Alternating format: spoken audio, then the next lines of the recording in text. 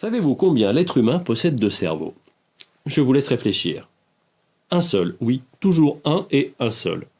Alors pourquoi, depuis de si nombreuses années, on entend parler de nos trois cerveaux, d'un cerveau reptilien et de je ne sais plus combien de bêtises sur un cerveau gauche et un cerveau droit? Dans les années 50, un neurobiologiste américain, Paul MacLean, invente le concept du cerveau triunique. Son hypothèse est que notre cerveau a évolué dans le temps et qu'il est donc le témoin de différentes étapes de cette évolution, tout d'abord un cerveau reptilien, puis un cerveau paléo-mammalien et un cerveau néo-mammalien. Avec le temps, le cerveau paléo-mammalien a été assimilé au système limbique et le cerveau néo-mammalien au néocortex. L'une des idées fausses dans l'idée fausse est celle que notre cerveau reptilien, le plus ancien donc, est le plus archaïque, celui qui gère nos réflexes, notre instinct, notre survie.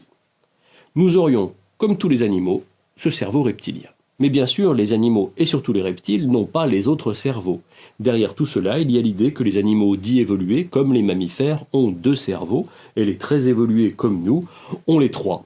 Les moins évolués, bien sûr, les animaux primitifs, les reptiles, n'en ont qu'un seul. Mais que lui ont donc fait les reptiles? On ne le saura jamais. Tout cela est à nouveau un modèle de compréhension proposé par un chercheur pour expliquer l'évolution du cerveau à travers les âges et qui a connu une réelle célébrité et s'est diffusé jusqu'à se populariser. Avec cette idée, il est vrai, séduisante, pleine de ce fameux orgueil de l'être humain. Nous voilà plus que des animaux, parce qu'on a plus de cerveau, et de fait cela nous éloigne des bêtes, et des bêtes qu'on comprend le moins, les reptiles. N'y a-t-il pas derrière tout cela une peur atavique du serpent originel et des crocodiles, animaux incompréhensibles, mystérieux, mangeurs d'hommes?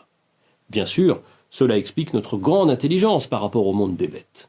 Mais voilà, patatras, non, nous n'avons pas trois cerveaux, et même si les reptiles ont des structures cérébrales différentes de la nôtre, personne ne sait s'ils n'ont pas d'émotions et s'ils ne sont pas plus intelligents que nous le pensons, tant l'intelligence ne semble pas se réduire au nombre ou à la taille du cerveau.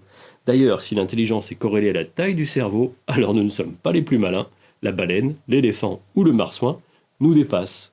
À raisonner en nombre de cerveaux, dans la nature, ce sont les invertébrés qui nous battent à plate couture, les pieuvres en ont 9.